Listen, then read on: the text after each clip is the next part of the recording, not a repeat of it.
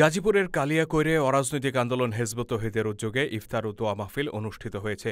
শুক্রবার কালিয়াকৈর থানা হিজবুত তৌহিদের আয়োজনে এই ইফতার মাহফিলের আয়োজন করা হয়। এতে প্রধান অতিথি হিসেবে উপস্থিত ছিলেন হিজবুত তৌহিদের ঢাকা বিভাগীয় সভাপতি ডাক্তার মাহবুব আলম মাহফুজ। প্রধান অতিথির বক্তব্যে ফিলিস্তিন, মিয়ানমার সহ বিশ্বের বিভিন্ন প্রান্তে মুসলিম জাতির দুঃখ দুর্দশার কথা তুলে ধরে তিনি বলেন, এই পরিস্থিতির মূল কারণ হচ্ছে মুসলিমরা ইসলামের সঠিক আদর্শ থেকে সরে গিয়েছে।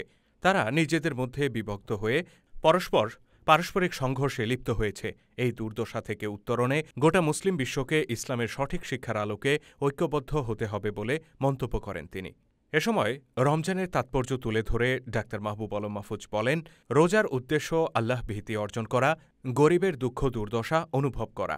এই উদ্দেশ্যই যদি অর্জিত না হয় তাহলে সেই রোজা আল্লাহ পাকের সন্তুষ্টি অর্জনেও ব্যর্থ হবে।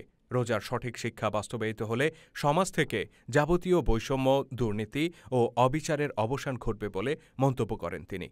অনুষ্ঠানে বিশেষ অতিথি হিসেবে উপস্থিত ছিলেন হিজবুত তৌহিদের উত্তরা ও গাজীপুর অঞ্চলের সভাপতি মোহাম্মদ শহীদুল ইসলাম শহীদ।